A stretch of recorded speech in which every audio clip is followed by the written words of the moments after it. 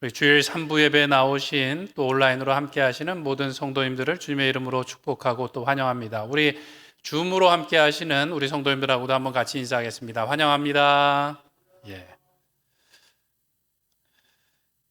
우리 다른 사람의 눈이 하나님의 눈으로 보일 때가 있다고 합니다. 하나님께서 함께 하시는 것처럼 우리 성도님들과 함께 얼굴 보면서 예배하는 이 시간 주님께서 우리를 지켜보고 계신 줄 믿습니다.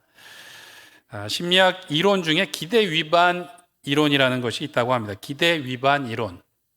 이것은 무엇인가 하면요, 내가 기대를 하고 있다가 그 기대가 깨지는 경우, 위반되는 경우 크게 실망하거나 갑작스럽게 새로 뭔가 결론을 내린다는 거예요. 예를 들면 이렇습니다. 평소에 엄격하고 냉정한 사람이 한번 친절을 베풀면 사람들이 어떻게 생각하냐 하면 알고 보니까 괜찮은 사람이네 라고 이렇게 한 번에 그 의견을 바꾼다는 거예요. 반대의 경우는 이렇습니다. 평소에 항상 온화하고 호의를 베푼던 사람이 한 번 원칙대로 했어요. 그렇게 되면 어떻게 반응하는가? 이 사람 알고 보니까 별로 안 좋은 사람이네 라고 판단한다라는 것이죠. 평소에 항상 온화하다가 한 번 원칙대로 했는데 그 사람이 나쁜 사람인가요? 그렇지 않죠. 문제는 편향된, 기울어진 우리의 기대가 문제라는 것입니다. 오늘 본문에 보면 우리의 기대와 좀 다른 모습의 예수님이 나옵니다.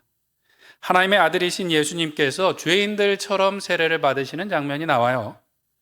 메시아, 그리스도라고 말씀하는데 이 그리스도의 뜻은 무엇인가 하면 기름 부음을 받다라는 뜻이고 왕을 지칭합니다. 왕이신 예수님께서 기름 부음을 받고 대관식을 하는 대신 죄인들이 회개를 위해서 받는 세례를 받고 이제 공생애를 시작하시게 된 거예요. 그 왕으로 오신 예수님께서 오셔서 원수인 마귀를 좀 혼내주시면 좋겠는데 오늘 성경에 보니까 광야로 이끌러 가셔서 그곳에서 시험 당하시는 장면이 나온다라는 거예요. 특히 사탄은 예수님께 감히 이렇게 도전합니다. 네가 만일 하나님의 아들이면 이것 좀 해봐. 네가 진짜 하나님의 아들이면 이렇게 해봐 라고 도전까지 했죠. 예수님께서 한번 호통을 치시면 그냥 꼼짝 못하게 될 텐데 그렇게 하지 않으셨어요. 사람이 하나님의 입으로부터 나오는 모든 말씀으로 살 것이다 라고 하시면서 자신의 말이나 자신의 능력이 아니라 기록된 아버지 하나님의 말씀으로만 마귀를 물리치셨습니다. 이런 모습이 일반적인 기대와 많이 달랐습니다. 오늘 본문에 나오는 세례 요한도 당황을 했어요. 예수님께서 세례를 받으러 오실 때 세례 요한이 아니 제가 당신에게 나가서 세례를 받았는데 어찌하여 당신이 저에게 오십니까? 라고 예수님을 말렸습니다. 왜냐하면 예수님은 죄가 없으시기 때문에 세례를 받으실 필요가 없었고요. 하나님의 아들이신 예수님께 세례 요한이 세례를 베푼다는 것도 감히 상상할 수 없는 일이었습니다. 그러나 예수님께서는 이미 죄인을 구원하시기 위해서 죄인과 같은 몸을 입고 이 땅에 오셨습니다. 그리고 공생애를 시작하시는데 죄인들이 받는 세례를 받고 이제 무엇이 되셨는가 하면 죄인의 대표가 되셨습니다. 죄인의 대표가 되셔서 이제 십자가를 지시기 위해 그 구원의 여정을 시작하셨다라는 것이죠. 어찌되었건 이 모습이 천지를 창조하신 하나님의 아들이라고 보기에는 조금 우리의 기대와 안 맞는 면들이 있습니다. 왜 간혹 우리는 살아가면서 하나님이시면 좀 강력한 능력과 기적과 힘을 베풀어 주시기를 바랄 때가 있는데 오늘 본문에서처럼 그렇지 못할 때가 있어요. 우리의 기대와 좀 다를 때가 있다는 것이죠. 우리가 살아가는 것도 비슷합니다. 하나님께서 우리를 하나님의 자녀 삼아 주셨대요. 천국 백성이 되었대요. 우리 마음속에는 이전보다 좀 복을 많이 누리고 꽃길로만 갈 것 같은 그런 기대감이 있습니다. 좀 모든 일들이 기도한 대로 잘 될 것 같은 마음을 가지고 있는 것이죠. 그런데 살아가다 보면 현실에서는 그렇지 못할 때가 왠지 더 많은 것 같은 느낌을 받게 될 때가 있습니다. 제가 어린 시절 주일학교를 다닐 때 이제 여러 찬양을 배웠는데 그 찬양 중에 하나가 이런 찬양이 있었습니다. 왕왕왕왕 나는 왕자다 하나님 나라에 나는 왕자다. 내가 비록 어릴지라도 나는 왕. 저만 아는 건 아니죠. 나는 왕, 나는 왕, 나는 왕자다. 공공공공 나는 공주다. 이러면서 또 이렇게 율동까지 막 했어요. 당시에도 이게 좀 비현실적인 찬양이어서 이제 좀 이상했습니다. 친구들을 놀리듯이 이렇게 찬양을 했어요. 아무리 봐도 왕자 같지 않고 공주 같지 않은데 왕자고 공주래요. 그러니까 막 약간 놀리듯이 이렇게 찬양을 했는데, 어찌되었건 우리가 어린 시절에는 꿈도 많고 뭔가 바라는 것이 많았어요. 다 대통령이 되고 과학자가 돼갖고 세상을 더 좋게 만들겠다라는 꿈이 있었는데, 보니까 어찌되었든 하나님 나라의 왕자라고 하니까, 공주라고 하니까 기대하는 것이 있었죠. 꿈꾸면서 기도하면서 자라왔습니다. 그런데 한 고등학교 가서 이제 모의고사를 보다 보니까 제 기대하고 현실하고 점점 이제 사이가 멀어지는 거예요. 모의고사 점수를 보면 내가 가고 싶은 대학과 또 갈 수 있는 대학이 점점 이게 보이지 않는 벽이 생기더라는 것이죠. 일반적으로 출신 대학에 따라서 직장이 달라지고 또 직장에 따라서 삶의 여러 모습이 달라지는 것을 보게 됩니다. 또 언젠가부터는 금수저, 은수저, 흙수저를 이야기하면서 보이지 않는 계급을 나누기도 하고요. 또 요즘처럼 코로나로 어렵고 또 집값 때문에 어렵고 취직이 어려운 이때는 미래를 이렇게 좀 장밋빛으로 낙관적으로 볼 수가 없더라는 것이죠. 여러 번 좌절하고 또 실패하고 또 우리가 실수할 때 오늘 예수님께 사단이 다가온 것처럼 우리에게도 사단이 이렇게 속삭이죠. 너 정말 하나님의 아들 맞아? 그런데 왜 네 기도는 응답이 안 되는 거야? 너 정말 하나님의 아들 맞아? 하나님의 딸이 맞아? 그런데 왜 네 인생에는 이렇게 시련과 고난이 많은 거야? 너 진짜 하나님의 자녀 맞아? 라고 우리에게 도전하는 것이죠. 살다 보면 우리가 기대했던 것이 채워지지 않을 때가 많이 있어요. 오늘 본문에서처럼 왜 하나님께서 사랑하는 아들이다 딸이다 말씀하셨는데 왜 우리의 기대와 다를까요? 잘 생각해 보면 하나님의 일이 아니라 우리의 기대가 조금 기울어져 있는 것은 아닌가 오늘 말씀을 통해서 살펴봐야 될 것입니다. 신입사원이 생각할 때 회사에서 가장 부러운 사람, 가장 편해 보이는 사람은 누굴까요? 사장님이죠, 사장님. 사장님은 자기 마음대로 근무하는 것 같고 편한 것 같고 또 제일 많이 뭔가를 이익을 누리는 것처럼 보이죠. 그런데 실상 가장 바쁘고 가장 일을 많이 하는 사람이 누군가 하면 사장입니다. 제일 바쁘고 무거운 짐을 지고 회사의 작은 일들까지 다 책임져야 되는 게 사장이에요. 그래서 작은 사업체라도 운영하고 있는 분들 보면 거래처 결제일과 직원들 월급날이 되면 잠이 안 온다고 하시는 분들이 많이 있습니다. 말로 할 수 없는 무거운 책임과 짐을 지고 있는 것이죠. 그래서 그런 말이 있습니다. 큰 힘에는 반드시 큰 책임이 따른다. 뭔가 힘이 있고 능력이 있어 보이면 그에 따른 큰 의무와 책임이 따른다는 것이죠. 하나님의 아들이신 예수님도 마찬가지입니다. 하나님의 아들이신 예수님께서는 이 우주 만물의 주인이십니다. 그분께는 더 큰 책임과 의무가 따랐던 것이죠. 더 큰 책임이란 무엇인가? 죄로 인해서 망가진 이 세상을 구원하셔야 되는 책임과 더 큰 사랑의 의무를 지고 계셨던 것이죠. 그래서 죄인의 모습으로 이 땅에 오시고 죄인의 대표로까지 이 구원 사역을 이루어 가셨던 것입니다. 비록 예수님께서는 죄인들과 같은 모습으로 낮아지고 고난당하셨지만 그 모습이 초라하게 보이지만 하늘에 계신 아버지께서는 오히려 그때 이는 내 사랑하는 아들이요 내 기뻐하는 자다라고 하늘을 열고 큰 소리로 외쳐주셨습니다. 세상 가운데 천둥과 같은 목소리로 바로 이가 내 사랑하는 아들이고 이가 내 기뻐하는 자다라고 말씀해 주셨다라는 것이죠. 왜 그랬을까요? 그 모습이 진짜 주인의 모습 또 왕의 모습이기 때문에 그렇습니다. 책임지고 그것을 구원하려는 모습이었죠. 예수님께서는 우리를 구원하사 우리에게 동일한 권세를 주셨습니다. 하나님의 자녀가 되는 권세를 주셨고 하나님의 자녀들로서 이 세상을 다스리는 주인의 권세를 주셨어요. 우리도 사랑받는 예수님처럼 그 아들처럼 사랑받는 딸들과 아들로서 살아가야 될 줄로 믿습니다. 어떻게 그렇게 살아갈 것인가? 첫 번째로 하나님의 뜻을 이루는 삶을 살아가야 되겠습니다. 마태복음 3장 15절을 한번 같이 읽겠습니다. 화면에 나와 있는데요. 마태복음 3장 15절을 읽겠습니다. 시작.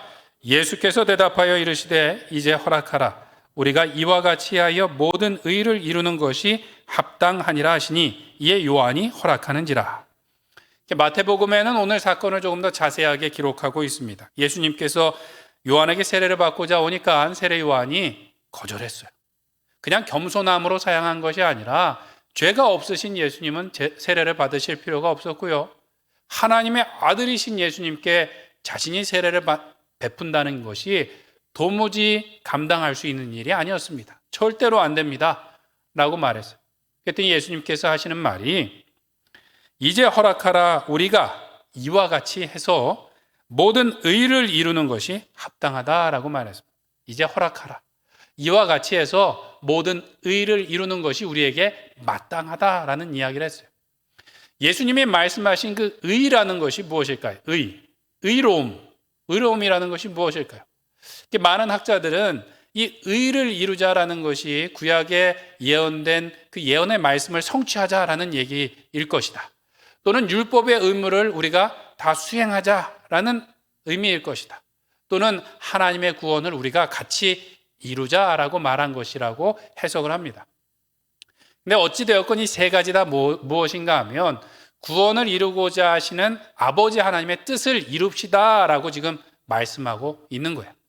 이게 우리에게 불필요하고 당신에게는 불가능해 보이지만 이것이 하나님의 구원의 계획이기 때문에, 이것이 하나님의 뜻이기 때문에 이제 허락하고 우리가 하나님의 뜻을 이룹시다라고 말했다라는 것이죠. 성경에서 제외된 복음서들이 있습니다. 위경, 외경 이런 책들이 있는데요. 히브리 복음서라는 책에 보면 이런 글이 있습니다.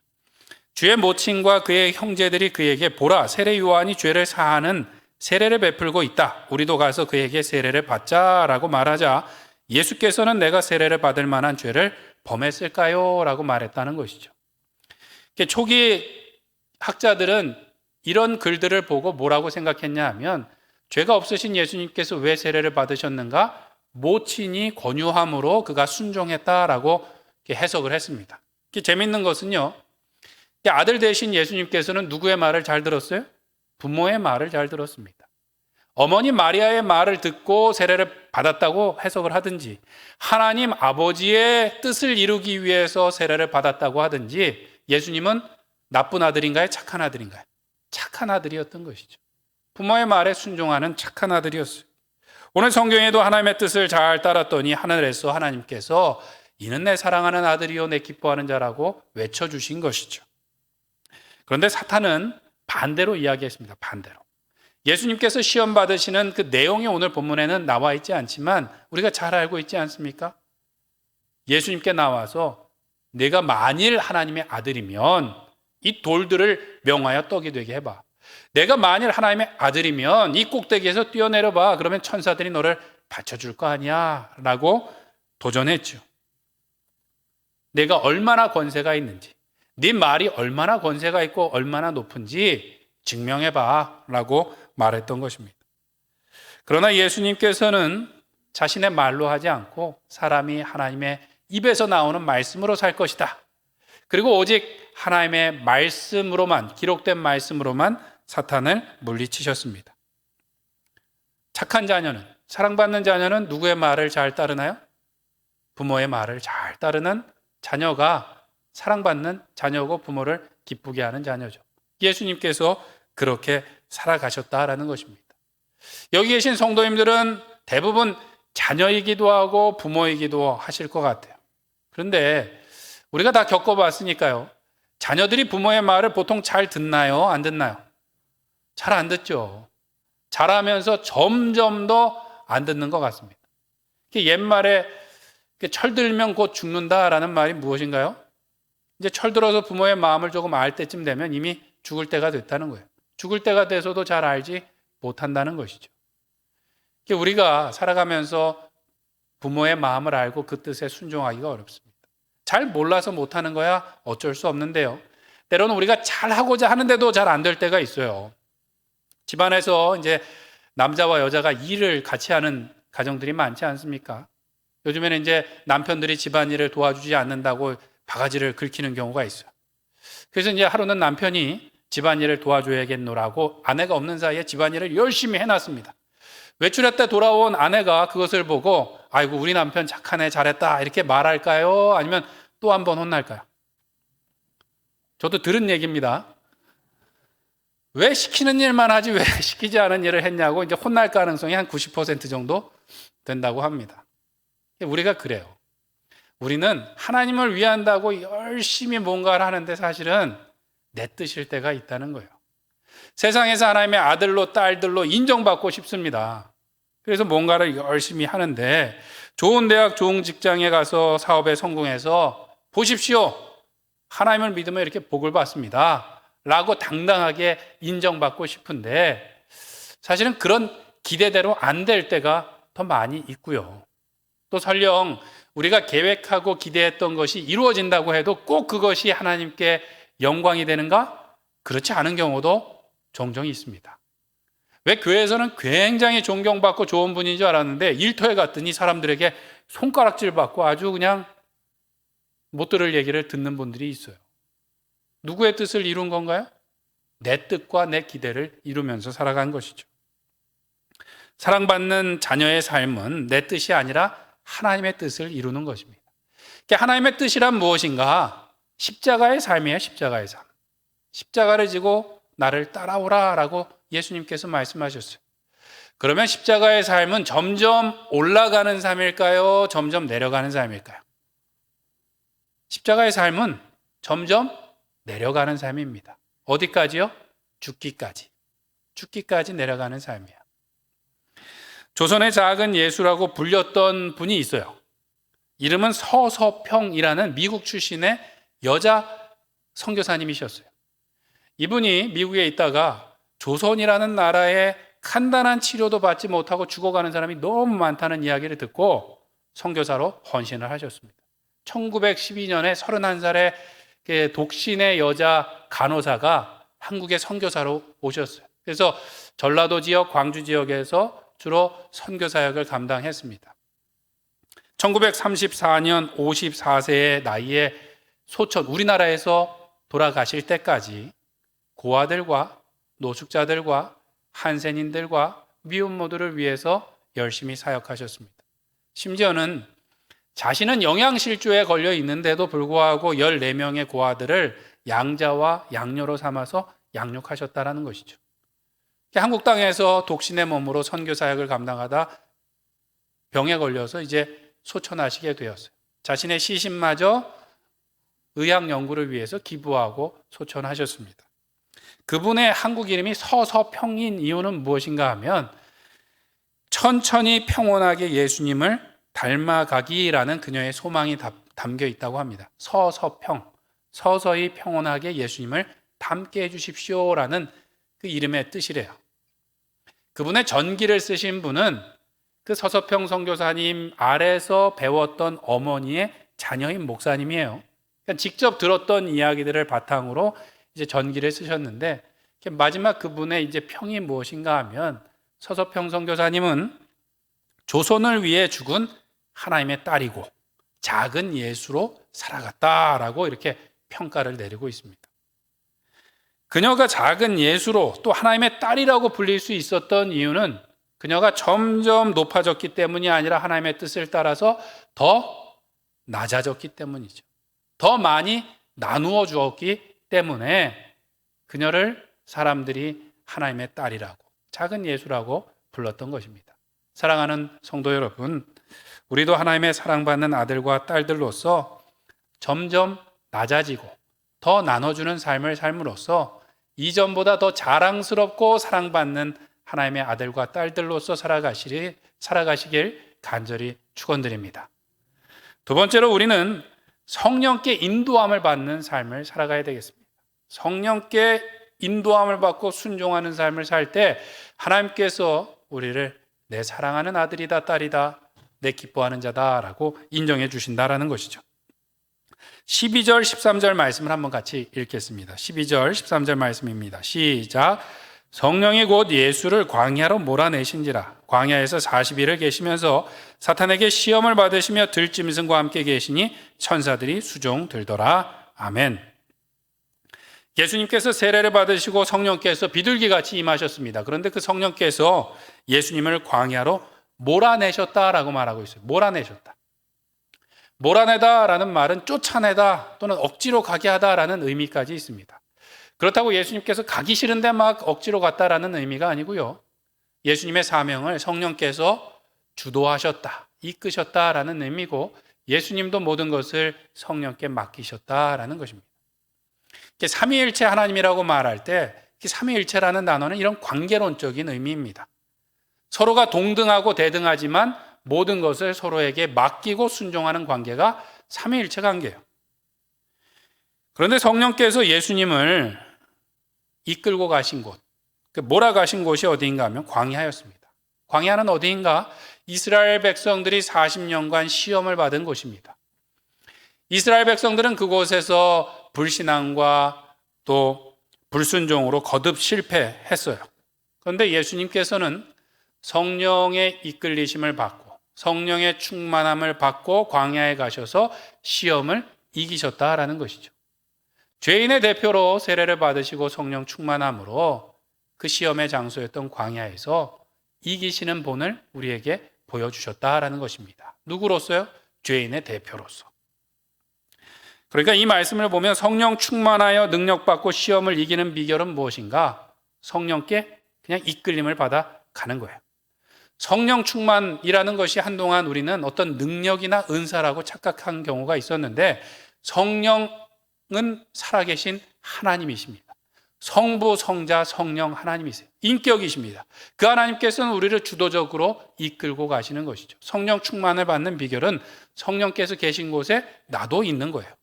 성령께서 함께 하시는 일에 나도 하는 것이 능력을 받는 길이라는 것이죠. 마가복음에서는 그래서 유독 성령의 강권하심에 대해서 말씀하고 있습니다. 몰아내다라고 말하고 있어요. 다른 성경에서는 이끌고 가시다라고 말씀하시는데 몰아가셨대요. 가만히 생각해 보면 예수님께서 니고데모에게 성령에 대해서 설명하실 때도 비슷한 비유를 들어주셨습니다. 바람과 같다라고 말씀하셨어요. 요한복음 3장 8절에 보면 바람이 임의로 불매 내가 그 소리는 들어도 어디서 와서 어디로 가는지 알지 못하나니 성령으로 난 사람도 다 그러하니라 라고 말씀합니다.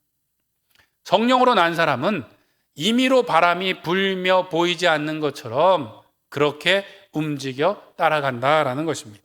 성령 세례를 받고 능력을 받고 사명을 감당하는 것은 바람처럼 우리를 이끄시는 그 성령께 순종하며 따라가는 것이라는 거죠. 사도행전에 보면 바울과 실라가 제2차 전도 여행을 떠납니다. 바울 마음속에는 첫 번째 전도 여행에서 세웠던 교회들을 돌아보길 바랬어요. 어딘가 하면 터키의 남부 지역 소아시아라고 불리는 지역에 가보고 싶었어요. 그래서 그 일행들은 기도하면서 그리로 가는데 성경에 보니까 성령이 막으시더라라고 말씀하고 있어요. 사도행전 16장 6절 7절에 보면 성령이 아시아에서 말씀을 전하지 못하게 하시거늘 그들이 부르기아와 갈라디아 땅으로 다녀가 무시아 앞에 이르러 비두니아로 가기를 애쓰되 어떻게 해요? 예수의 영이 허락하지 아니하시는지라. 이게 재밌는 말씀인데요. 소아시아로 가려고 했는데 성령이 가지 말라고 여러 방법으로 막으시더래요. 그러면 우리가 북쪽으로 가겠습니다. 갈라디아와 비두니아로 가겠습니다. 그러고 가려고 했더니 예수의 영이 누구신가요? 성령께서 또 막으시더라는 거예요. 아니 이 길이 아니고 저 길도 아니면 어떤 길인지 말씀해 주시면 좋겠는데 그렇게 하지 않으시더라는 거예요. 낙심하고 또 화가 날 만도 한데 바울과 그 일행은 그렇게 하지 않고 기도했습니다. 기도하는 가운데 환상을 보고 하나님께서 그들을 빌립보로 마게도니아로 보내시는 것을 확신하고 그곳에서 복음을 전하게 되죠. 사실은 성령께서 빌립보로 보내셨는데 빌립보에 갔더니 아무것도 없었어요. 기도할 처소도 없어서 강가에 나가서 이렇게 배회하다가 만난 사람이 누군가? 루디아였던 것이죠. 그런데 그곳에서 선교 기간도 길지 않았습니다. 루디아와 간수 만나고 몇 명 만난 것밖에 없지만 성령께 의지하여 그가 순종했을 때 선교의 지평이 아시아에서 유럽으로 넘어가는 큰 전환을 맞게 됩니다. 그리고 이 바울과 일행은 사실 빌립보에서 한 일이 크게 없는 것 같은데 그 빌립보의 교회가 크게 부흥하며 유럽 선교의 시작이 되었다라는 것이죠. 성령의 이끌리심에 순종할 때 우리는 하나님의 놀라운 역사를 경험하고 하나님의 아들로서 딸로서의 사명을 감당케 될 줄로 믿습니다. 그 성령께서 우리를 인도하시는 것은 우리의 생각과 다를 때가 훨씬 더 많이 있습니다. 좋은 곳이 아니라 광야로 이끄실 때가 많이 있어요. 광야는 어떤 곳인가? 결핍이 있고 무질서가 있고 원수가 있고 불편한 곳이에요. 그런데 성령께서 우리를 그리로 보내시는 이유는 두 가지입니다. 첫 번째는 그것도 누구의 땅인가요? 하나님 아버지의 땅이에요. 그래서 하나님의 자녀인 우리들을 보내사 이곳이 우리 아버지 땅이라고 선언하시기 위해서, 원수와 들짐승이 가득했던 곳에 천사들이 가득하도록 만들기 위해서 우리를 보내시는 것이고요. 두 번째로는 우리를 그곳에서 단련하도록 하시기 위해서 보내십니다. 가장 험한 곳에 보내사 우리를 이 우주 만물을 지으신 하나님의 아들로서 딸로서 합당하도록 우리를 연단하신다는 것이죠. 그래서 성경에 보면 고난이 우리에게 유익이다라는 말씀이 나오고요. 또 이 고난을 통해서 광야를 통해서 우리를 정금과 같이 나오게 하신다라는 표현들이 있습니다. 베드로전서 1장 6절을 7절에 보면 이렇게 말씀합니다. 그러므로 너희가 이제 여러 가지 시험으로 말미암아 잠깐 근심하게 되지 않을 수 없으나 오히려 크게 기뻐하노라. 너희 믿음의 확실함은 불로 연단하여도 없어질 금보다 더 귀하여 예수 그리스도께서 나타나실 때 칭찬과 영광과 존귀를 얻게 할 것이니라. 아멘. 우리를 시험 가운데 광야 가운데 보내심으로 우리가 잠깐 근심하게 되지만 오히려 기뻐해야 된다는 거예요. 왜냐하면 금보다 더 귀중한 하나님의 보석으로 만드시기 때문이다라고 말씀하고 있습니다. 심한 고난을 당했던 욥도 뭐라고 고백을 하나요? 내가 가는 길을 그가 아시나니 그가 나를 단련하신 후에는 내가 순금과 같이 나올 것이다. 순금과 같이 나올 것이다 라고 말씀하고 있습니다. 하나님께서는 오늘도 우리를 연단하사 더 순수하고 고귀한 금과 같은 존재로 우리를 만들어 가시는 줄 믿습니다. 이 순금의 특징이 있다고 해요. 순금. 순금을 만드는 그 방법은 무엇인가 하면 그 안에 섞여 있는 이물질들과 다른 그 금속들을 이제 녹여내고 떼어내는 것입니다. 다른 금속들이 섞여 있으면 쉽게 녹이 쓴대요. 산화되고 녹이 쓸거나 또는 딱딱해서 그것이 부러지는 성질이 있다는 것이죠. 그래서 그것을 순금으로 만들게 되면 어떤 성질이 있는가? 깨끗하다는 것이죠. 녹슬지 않고 오염되지 않는 것이 이 순금의 특징이라는 거예요. 하나님께서 오늘 우리를 어떻게 연단하시는가? 녹슬지 않고 오염되지 않고 순결한 주님의 백성으로 우리를 만들어 가신다는 것이고요. 이 순금의 또 한 가지 특징이 있습니다. 그것은 뭐냐면 부드러움이에요. 부드러움. 그것을 그 공학적인 용어로는 전연성이라고 한다고 합니다. 전연성. 금은 금속 중에 가장 부드러워서 아주 가느다란 실로 만들거나 아주 얇은 종이처럼 만들기에 가장 적합한 금속이래요. 그래서 가장 얇게 이렇게 종이처럼 만들면 투명해진다고 합니다. 이렇게 투명해져 갖고 햇빛을 그대로 투과할 수 있는 정도래요. 성령께서 우리를 순금과 같이 연단하시는 것은 이렇게 부드러워지도록 만드시는 것 같아요. 바람과 같이 역사하시사 우리를 하나님의 뜻을 따라 언제든지 순종하며 나갈 수 있도록 우리를 연단하신다라는 것이죠. 성령 충만의 비결 또 그 증거는 무엇인가 하면 이 유연성입니다. 즉각적으로 순종하는 것이 능력이라는 것이죠. 성령 충만한 사람은 고집 부리지 않습니다. 고집 부리지 않아요. 왜냐하면 내 생각과 하나님의 생각이 다른 경우가 많은데 언제든지 순종할 준비가 되어 있는 사람, 그 사람이 바로 성령 충만한 사람이라는 것이죠. 그래서 성령께서 인도하시면 광야이든지 홍해 앞이든지 원수의 목전이든지 어디든지 따라가는 사람이 성령 충만한 사람이며 그 가운데 능력과 은혜를 잊게 된다는 것이죠. 사도행전에 보면 성령 충만한 베드로가 이전보다 많이 나아졌어요. 이전에는 좌충우돌하고 실수가 많았는데 성령 충만한 베드로는 보니까 아주 능력 있게 사역을 감당했습니다. 그렇다고 실수와 죄가 전혀 없었던 것은 아니죠. 그가 안디옥에서 외식하다가 바울에게 심하게 책망받았던 적도 있고요. 환상 중이긴 하지만 하나님의 말씀에 3번이나 거역했던 적도 있습니다. 그런데 베드로가 달라진 것은 성령 충만함으로 즉각 돌이켜서 순종하게 되었던 것이죠. 즉각 돌이켜서 고넬료의 집으로 그가 갔던 것. 이것이 바로 성령 충만함의 증거, 유연성이라고 하겠습니다. 유연성을 다른 말로 하면 무엇인가 하면 새롭게 하시며, 성경에 보면, 디도서에 보면 우리의 구원을 어떻게 이루시는가? 성령의 새롭게 하심으로 된다라고 말씀하고 있어요. 죄로 인해서 오염된 우리를 날마다 성령으로 새롭게 하심으로 우리의 구원을 이루어 가신다라는 것이죠. 이 반대는 무엇인가? 완악함입니다. 완악함. 유연함의 반대는 무엇인가? 완악함이죠. 애굽의 바로가 망하게 된 이유는 무엇인가요? 날마다 그 마음이 강팍하게 되었기 때문에, 완악하게 되었기 때문에 돌이키지 못했던 것입니다.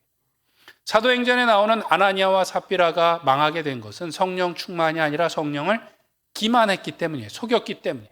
한 번 거짓말했기 때문이 아닙니다. 오히려 성령의 이끄심에 따라서 그가 돌이킬 수 있었는데 돌이키지 않고 또다시 거짓말을 했기 때문이죠.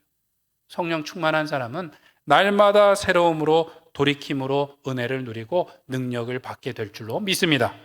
사랑하는 성도 여러분, 성령 하나님께서 우리를 어디로 인도하시는지 날마다 따라감으로 성령 충만을 받으시길 축원드립니다. 성령께서 우리를 인도하시는 곳이 결핍과 무질서가 있는 광야 같은 곳일지라도, 그것이 우리의 가정과 일터일지라도 성령의 인도하심을 따라 감으로써 그곳에서 하나님의 순종을 보이고 하나님의 나라를 선포함으로 들짐승과 원수가 가득한 땅을 천사들이 가득한 땅으로 바꿔 나가시는 우리 모든 하나님의 자녀들, 사랑받는 아들과 딸들 되시길 간절히 축원드립니다. 말씀을 정리하겠습니다. 나니아 연대기라는 책에 보면 이런 이야기가 나옵니다. 나니아 연대기에 아슬란이라는 커다란 사자가 주인공처럼 등장하는데, 이 작가는 예수님을 예표로서 이 사자를 등장시킵니다. 모든 악과 싸워서 해방시키는 역할을 하게 되는데요. 또 다른 주인공이었던 루시라는 그 여자 소녀, 꼬맹이가 오랜 세월이 지나고 이 아슬란을 다시 만났어요. 깜짝 놀랍니다. 이 아슬란 사자가 더 커져 있는 것 같은 거예요. 왜 우리가 어렸을 때 보았던 것을 커서 보면 작아져 있나요? 커져 있나요? 작아져 있죠. 원래는 시간이 흐르고 나면 더 작아져야 되는데 이 루시가 보기에 아슬란이 더 커져 있는 거예요. 그래서 이 루시가 아슬란에게 물었습니다. 아슬란님은 더 커지셨네요 라고 물었더니 아슬란이 그건 내가 나이를 먹었기 때문이란다 라고 대답했어요. 루시는 그럼 아슬란님이 커진 게 아닌가요? 라고 물었더니 아슬란이 대답하기를 아니란다. 하지만 내가 나이를 먹으면 먹을수록 점점 더 내가 더 크게 느껴질 거야 라고 말했다고 합니다. 좀 아리송한 얘기인데요. 이 작가가 하고 싶었던 얘기는 무엇인가 하면요, 우리가 성숙하면 성숙하게 될수록 예수 그리스도가 어떻게 보인다고요? 더 크게 보인다는 것이죠. 우리가 더 성숙하며 나아갈수록 나는 작아지지만 하나님은 더 커진다라는 말입니다. 우리가 성숙하게 되면 내 기대보다 하나님의 뜻이 더 중요해지고, 우리가 성숙하게 되면 내 의지보다 성령의 이끄심이 더 중요하게 된다라는 이야기를 하고 있는 것입니다. 비록 내 의지를 포기하고 내 뜻을 포기하지만 우리는 작아지는 것이 아니라 하나님께 더 사랑받는 자녀요, 하나님을 기쁘시게 하는 아들과 딸들이 될 줄로 믿습니다. 새롭게 시작하는 이 한 주간 가운데에도 하나님의 사랑받는 아들과 딸들로서 하나님의 뜻을 이루기 위해서 더 낮아지고 나눠줌으로 하나님의 영광을 드러내는 작은 예수로 살아가시길 간절히 축원드립니다. 또 성령께서 우리를 보내시는 그곳에서, 그곳이 광야 같을지라도 온전히 순종함으로 그 땅을 하나님의 나라로 천사들이 가득하여 수종드는 땅으로 바꿔나가시는 하나님의 귀한 왕자요 공주로 살아가시는 우리 로뎀교회 성도님들 되시길 간절히 축원드립니다. 이 시간에 함께 기도할 때 하나님의 자랑스러운 또 사랑스러운 아들과 딸들로서 살아가게 하여 주시옵소서. 우리의 뜻이 아니라 하나님의 뜻을 이루기를 애쓰며 나가게 하여 주시옵고, 더 낮아지며 더 많이 나눠줌으로 하나님의 아들이라 딸이라 칭함을 받는 우리가 되게 하여 주시옵소서. 우리의 뜻과 의지가 아니라 성령께 인도함을 받아 오늘도 광야 같은 이 땅 가운데 하나님의 나라를 선포하며 나아가는 우리가 되게 하여 주시옵소서. 우리 주여 한번 부르짖고 기도하겠습니다. 주여, 사랑이 많으신 하나님 아버지, 우리를 죄에서 구원하사 하나님의 자녀 삼아 주신 것을 감사합니다. 오늘도 하나님의 사랑에, 하나님의 은혜에 합당한 주의 자녀 되게 하여 주시옵소서. 우리가 더 높아지고자 하는 것이 아니라 더 낮아짐으로 주의 일을 감당케 하여 주시옵고 주의 뜻을 이루어가는 주의 백성 되게 하여 주시옵소서. 오늘도 나의 기대와 나의 뜻이 아니라 오직 주님의 뜻을 따라 성령의 인도하심을 따라 우리를 보내신 그곳을 하나님의 나라로 변화시켜 나가는 주의 자녀들 되게 하여 주시옵소서. 하늘나라의 왕자요 공주로 당당하게 또한 담대하게 살아가는 우리가 될 수 있도록 인도하여 주시옵소서. 은혜를 더하여 주시옵고 믿음을 더하여 주시옵고 용기를 더하여 주시어서 이 땅 가운데 하나님의 나라를 선포하며 나가는 주의 자녀 되게 하여 주시옵소서. 사랑이 많으신 하나님 아버지, 하나님의 은혜로 우리를 구원하여 주시고 하나님의 자녀 삼아 주신 것을 감사합니다. 오늘도 그 은혜와 그 영광에 합당한 주의 아들과 딸들 되게 하여 주시옵소서. 우리의 고집으로, 우리의 뜻대로 살고자 애쓰는 것이 아니라 오직 주님의 뜻을 이루어가며 성령의 순종함으로 가는 곳곳마다 주의 나라를 선포하며 확장시켜 나가는 하늘나라의 왕자와 공주로 살아가는 우리 모두가 되게 하여 주시옵소서. 예수님의 이름으로 기도드립니다. 아멘.